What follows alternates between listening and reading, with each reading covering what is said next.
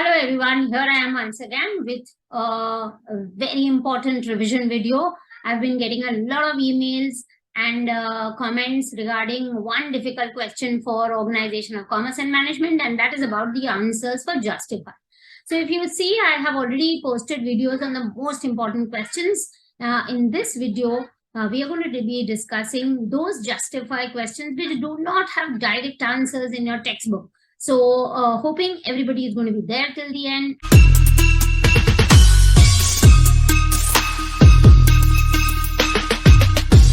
So as you know, dear students, that Justify carries 4 marks and we need to prepare a crisp answer. So very often the mistakes that students make are they just give some 4 points or just 4 sentences, which is not enough for a 4 marks answer. So please make sure that you're going to be writing a really decent one full step page of an answer, starting with the meaning and so on. So I will quickly share my screen and you will see how you're supposed to expect it to present your papers here.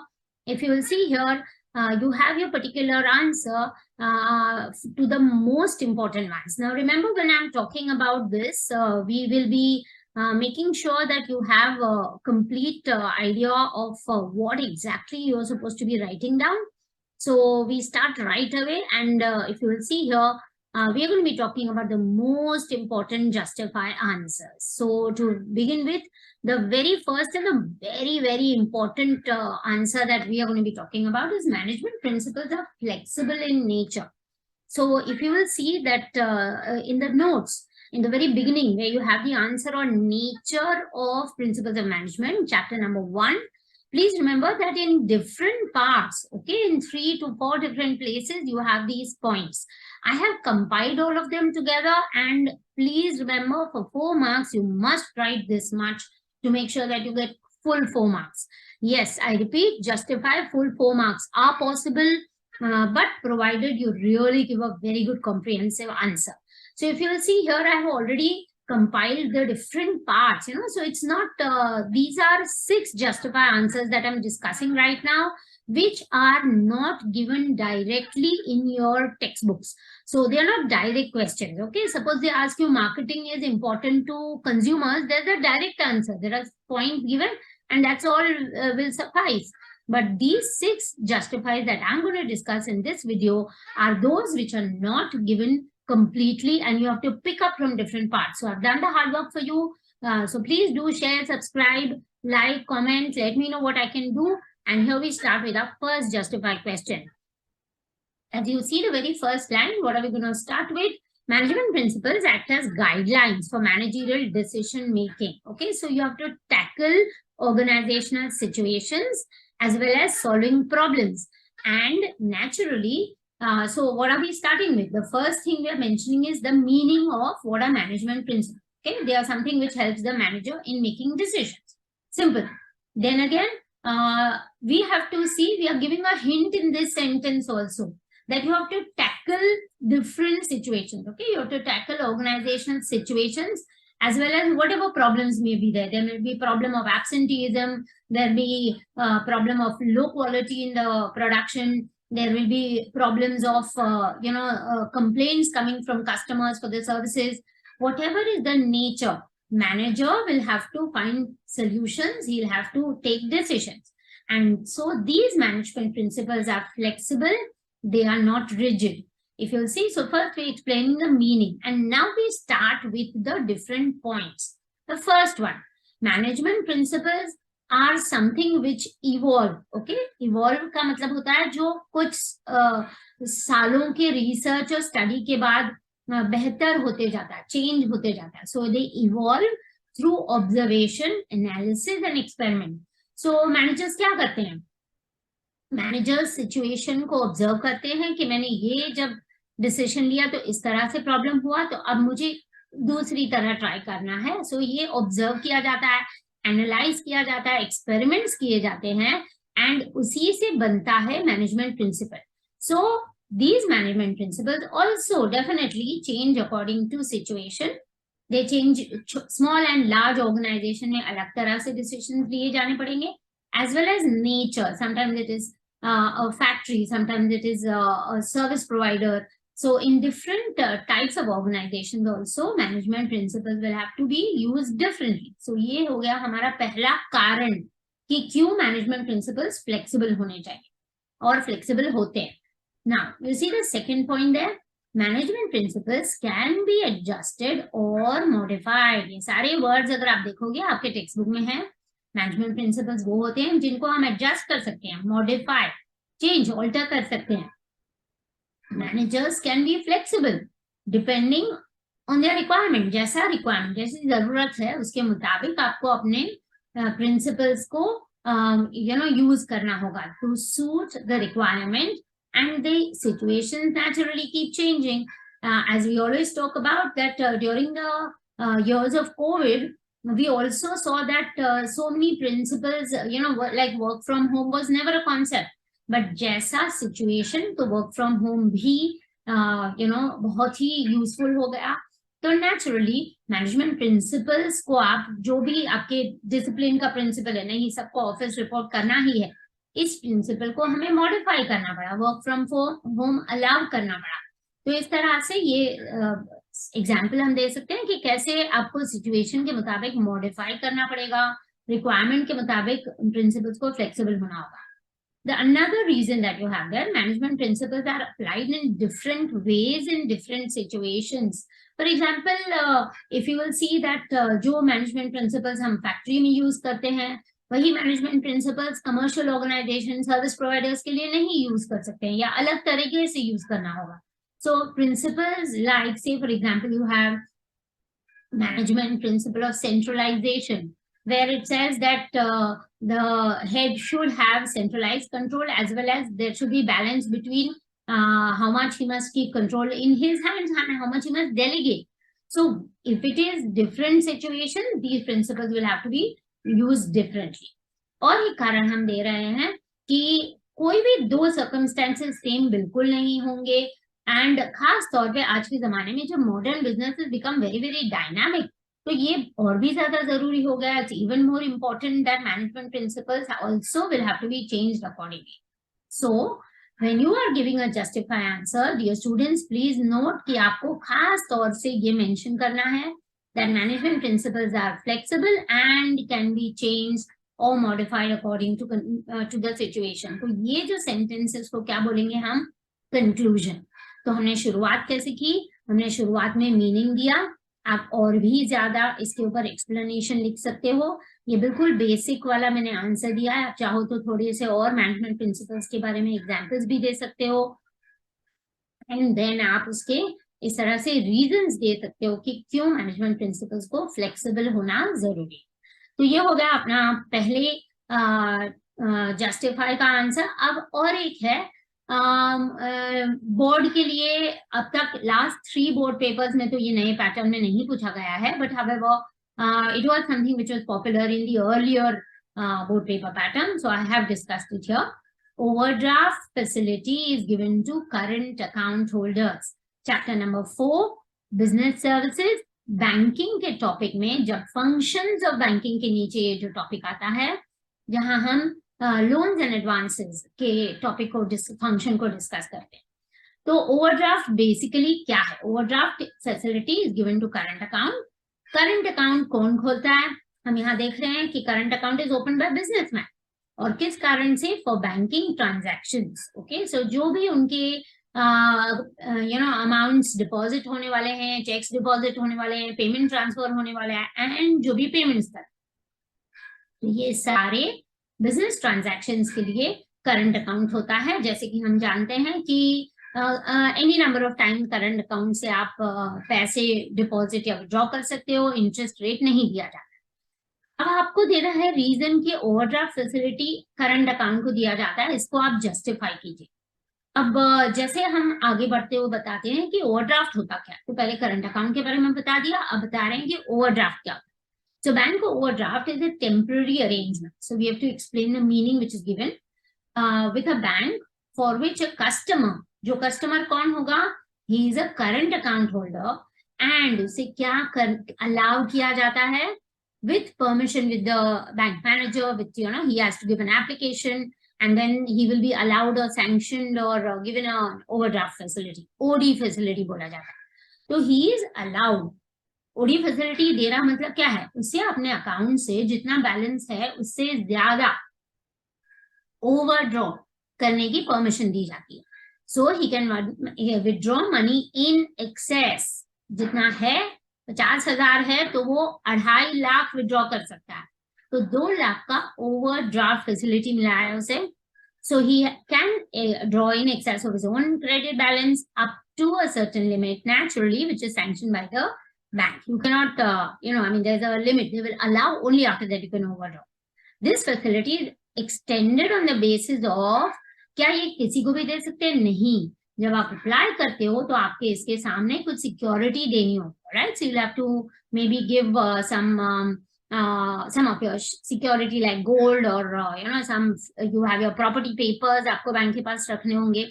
तो एक तरह से जिसको हम गिरवी बोलते हैं, ठीक है. तो वो बैंक के पास डॉक्यूमेंट्स पड़े होंगे, आप ओवरड्राफ्ट फैसिलिटी यूज कर रहे हो तब तक वो डॉक्यूमेंट्स बैंक के पास होंगे. जैसे ही आप पैसा वापस करोगे, इंटरेस्ट पे कर दोगे, आपको आपके डॉक्यूमेंट्स वापस मिल जाए. सो ये कोलैटरल सिक्योरिटी या पर्सनल सिक्योरिटी पे चलता है. जनरली ओवरड्राफ्ट फैसिलिटी किस लिए यूज होती है?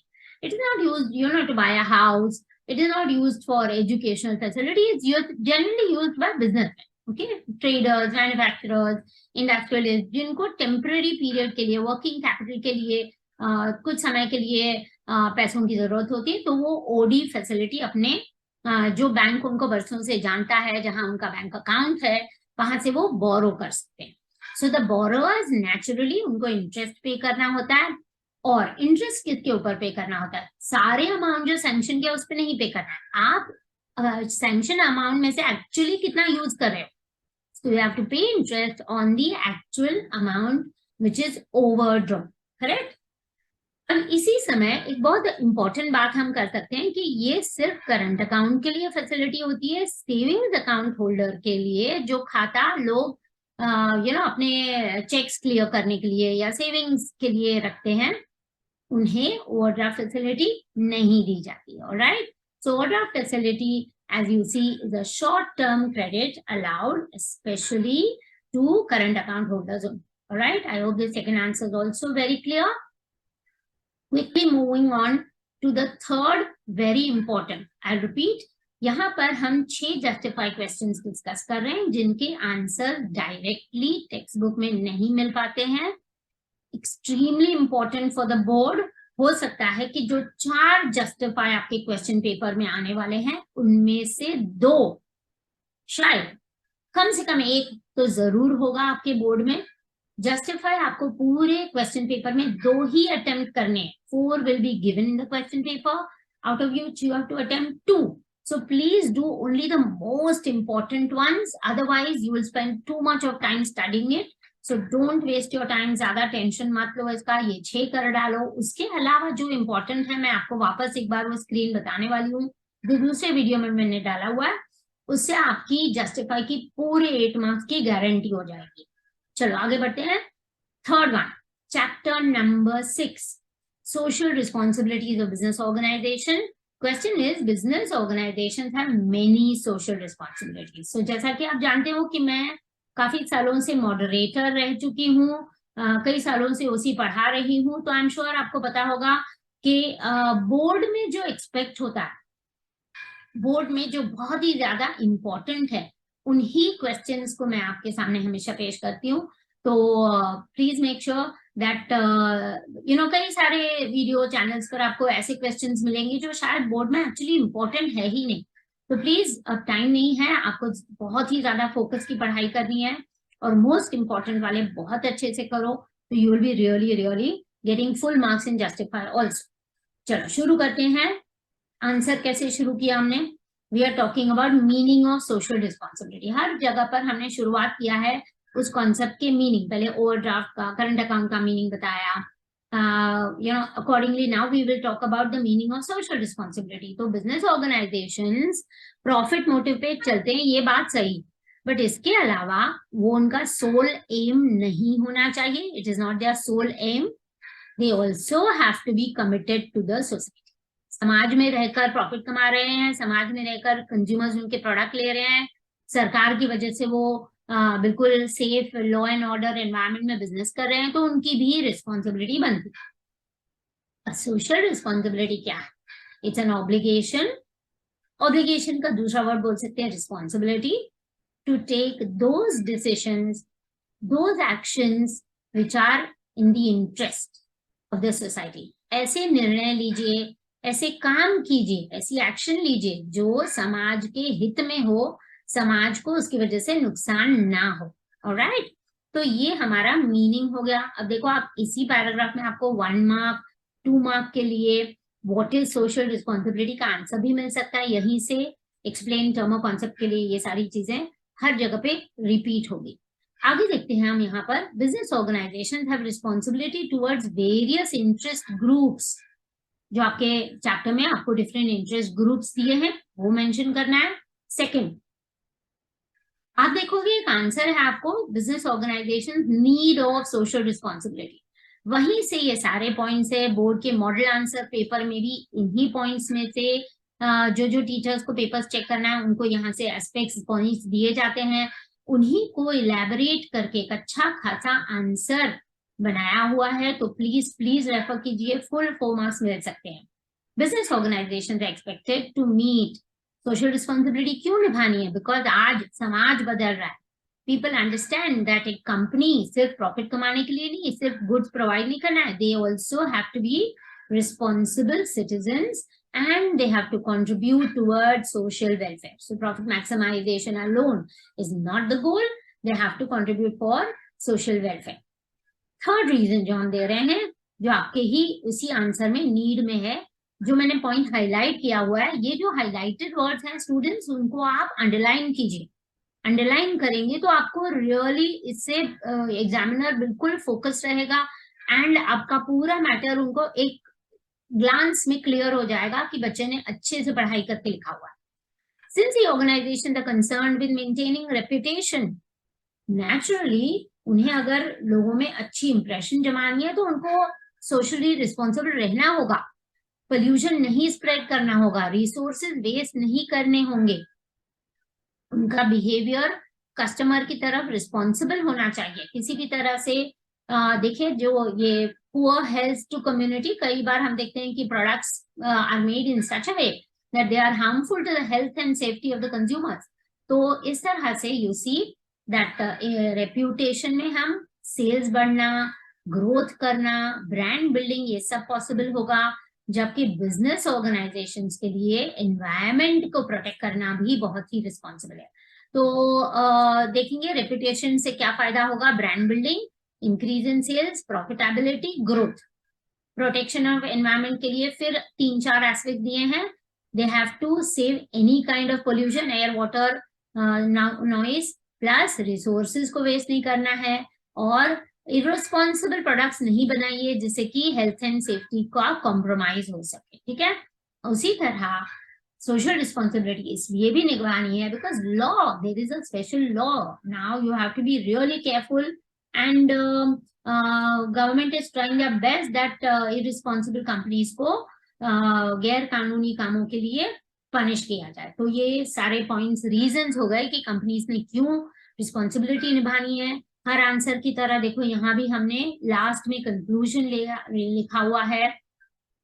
Going to the fourth, very very very, देखो मैंने जो वीडियो बनाया है मोस्ट इंपॉर्टेंट क्वेश्चंस का स्लाइड में लास्ट में डालने वाली हूँ। आप देखेंगे कंज्यूमर प्रोटेक्शन एक्ट, ये क्वेश्चन कई बार पूछा गया, कई बार 3 स्टार 4 स्टार क्वेश्चन है, बहुत अच्छे से पढ़ना है।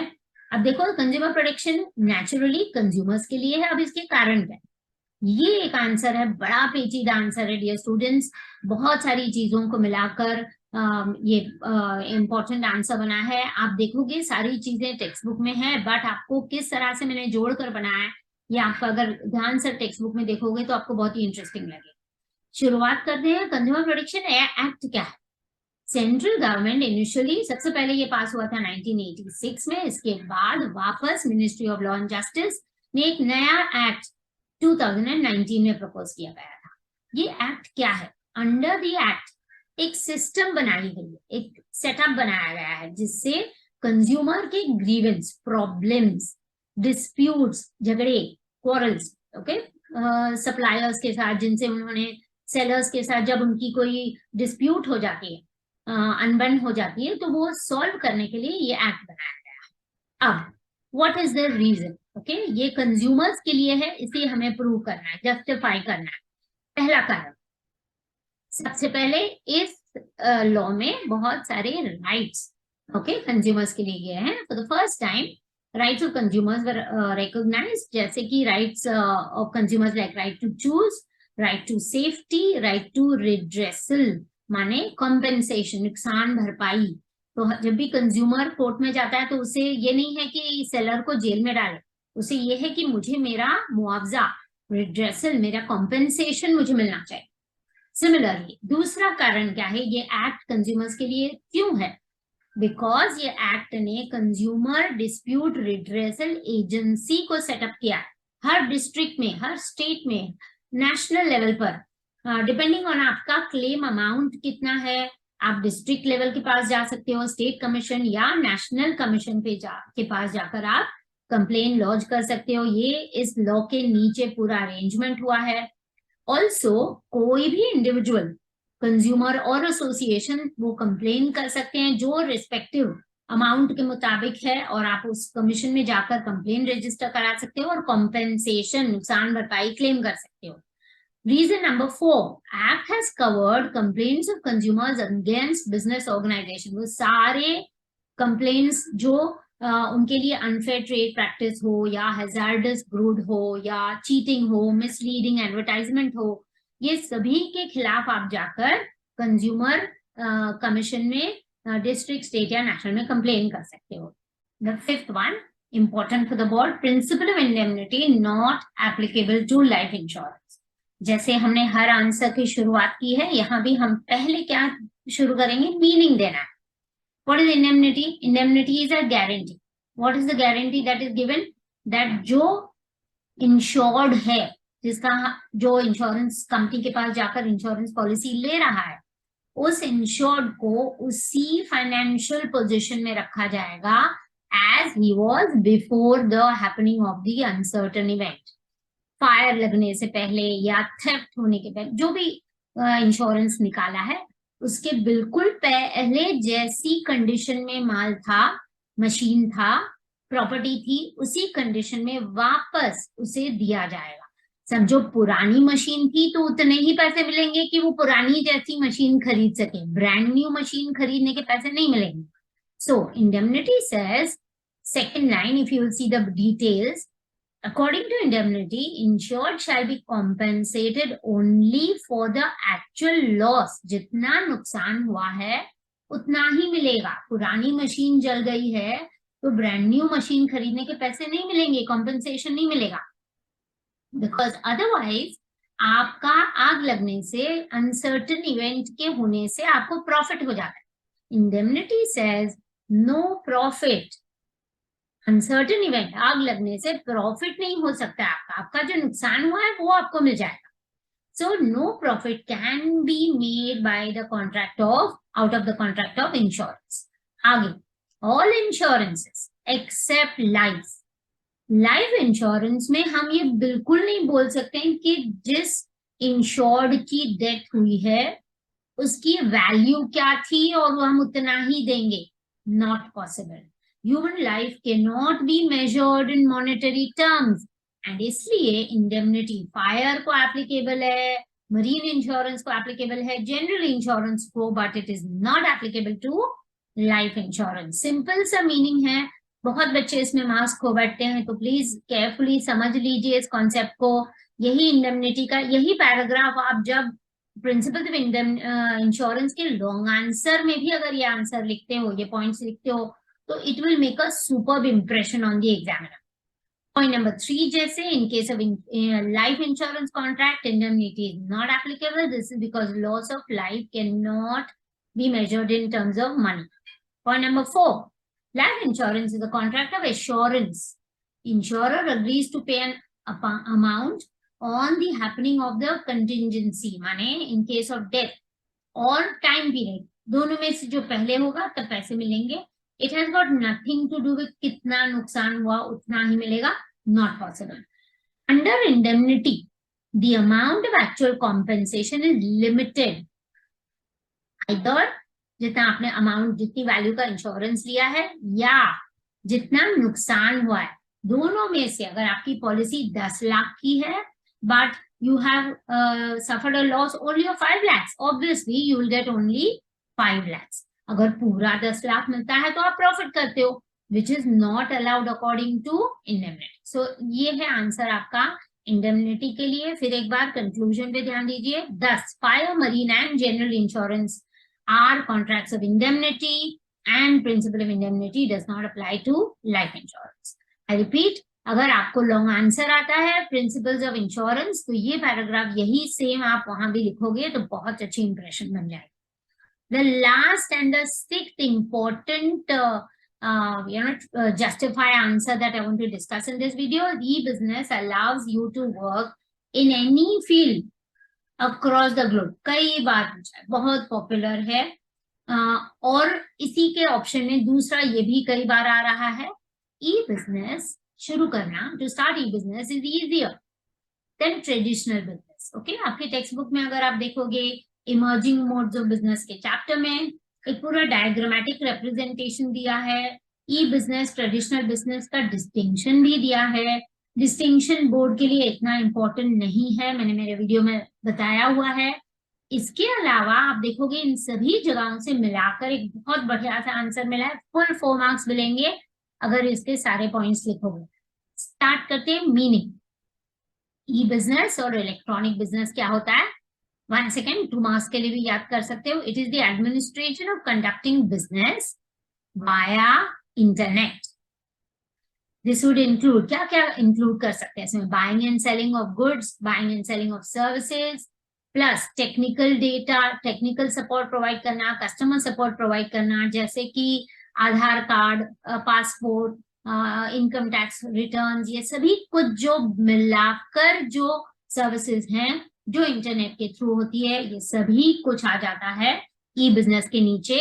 Not just buying and selling of goods and services. ठीक है, तो ये हो गया अपना मीनिंग. अब आगे बढ़ते हैं. क्यों इजी है ई बिजनेस जब सेटअप करना है? तो it does not require any physical space. कोई स्टोर नहीं खरीदना है आपको. आपको ऑनलाइन बेचना है तो ये it does not require physical space. Customer के साथ आपको फेस टू फेस इंटरेक्शन करने की भी जरूरत नहीं है. You may be far away from the customer but yet you will be able to supply the goods to him. E business saves the time required. देखो, ट्रेडिशनल बिजनेस में हमें दुकान जाना पड़ता है, ट्रैवल करना पड़ता है, बार्गेनिंग होती है, नेगोशिएशन होता है सेलर के साथ, जो भी टर्म्स एंड कंडीशंस है वो हमें सेल्समैन समझाएगा. वो सारी चीजों में काफी टाइम जाता है, जो ई बिजनेस में आपको ऑनलाइन सारे डिटेल्स, आप कस्टमर रिव्यूज भी पढ़ सकते हो और आपको ये सारी चीजें बिना ट्रैवल किए in the comfort of your home itself you can do it. तीसरा कारण है क्यों ई बिजनेस ज्यादा इजियर है, वो है कॉस्ट बहुत कम पड़ते हैं, स्टोर की जरूरत नहीं है, फिजिकल एग्जिस्टेंस की नहीं जरूरत है. मैनपावर, आपको स्टोर में मैनपावर जो रखना पड़ता है, सेल्समैन रखने पड़ते हैं, people to do the billing रखने पड़ते हैं, is not required. E business covers the entire world. अब देखो हमारे 2 क्वेश्चन के ऊपर, it has global reach and easier, तो दोनों हम इसमें कवर कर रहे हैं. ई बिजनेस पूरे वर्ल्ड में कहीं पे भी आप आपकी रीच हो सकती है. एंड ट्रेडिशनल बिजनेस है जो आपको सिर्फ उसी लोकल एरिया में, उस रीजन में ही आप पर्टिकुलर एरिया में सेल करो. So naturally e business has a much wider reach. और एक कारण यहाँ देखिए, goods are bought and sold from anywhere in the world. पूरे दुनिया से कहीं से भी आप माल खरीद सकते हो. Alright, and so E business से आप ग्लोबल एक्सेस मिल सकता है. Internet allows sellers across the world. Okay, so products from the US can be purchased. You can Indian products are so popular. Now because of online shopping, so many NRIs living outside India are now relying on the same old Indian products which they were used to all their life in India. So इस तरह से global market का option खुल गया है, and it allows freedom to the buyers to choose from almost any part of the world. Okay, once again एक conclusion दिया है. Dear students, these are the 6 most important OCM justify answers जिसके answer directly text book में नहीं मिलेंगे. अब मैं आपको वापस मेरा स्क्रीन शेयर कर रही हूँ जिसमें कि मैंने आपको जो वीडियो बनाया है जिसमें हमने सारे इंपॉर्टेंट क्वेश्चन, सभी question number, all the theory question we have included.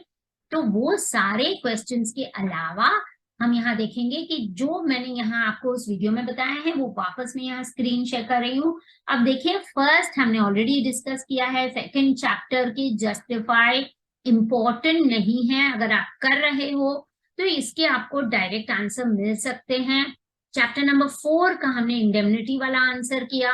Subrogation वाला क्वेश्चन बिल्कुल इंडेमनिटी से जुड़ा हुआ है, तो ये इंडेमनिटी के पॉइंट के बाद आपको सब्रोगेशन का मीनिंग अगर इस आंसर में जोड़ दोगे तो आपका आंसर कंप्लीट हो जाएगा. ई बिजनेस का also answer we have discussed in the video. अगर आप 6 चैप्टर देखेंगे, businessmen are trustees of the society, businessmen have social responsibility, ये भी हमने ऊपर डिस्कस किया. चैप्टर नंबर 7 का फर्स्ट जो है, देखो, interest of the consumers, this answer I have discussed. इसके अलावा जो भी है स्टूडेंट्स, वो आपको डायरेक्टली ये पूरे के पूरे आंसर्स हैं. जैसे 7 चैप्टर में सेकंड जो है वो पूरे 7 points, ways and means to consumer protection, readymade answer है. 7 में third one, responsibilities of consumers के जो आंसर है वो इस जस्टिफाई का आंसर है. लोक अदालत चांसेस कम है जस्टिफाई के लिए, बट फिर भी 2 मार्क्स के लिए पढ़ना ही है, रेडीमेड आंसर मिल जाएगा. एंड चैप्टर नंबर 8 में मार्केटिंग के benefit to consumers, benefit to firm, benefit to seller, ये सारी चीजें, सोसाइटी, ये सारी चीजें डायरेक्ट आंसर है. तो ये मैंने इस वीडियो में नहीं डिस्कस किए हैं, बट आई होप ये 6 आंसर्स बहुत अच्छे से करेंगे. And wishing you all the best. Please prepare very hard, make your markings. जो मेरे वीडियो बनाए हैं, चाहो तो आप टेक्स्ट बुक के साथ मैच करते हुए अगर पढ़ोगे तो आपको बहुत ही अच्छा, इंटरेस्टिंग लगेगा.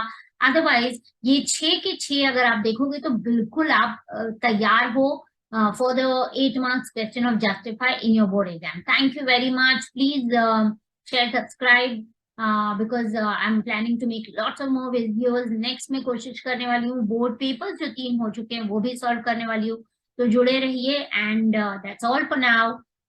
See you in the next video. Thank you very much. I hope you're all watching the objective revision videos also. Objectives carry a lot of marks, so please make sure that you're going to be following that as well. Thank you.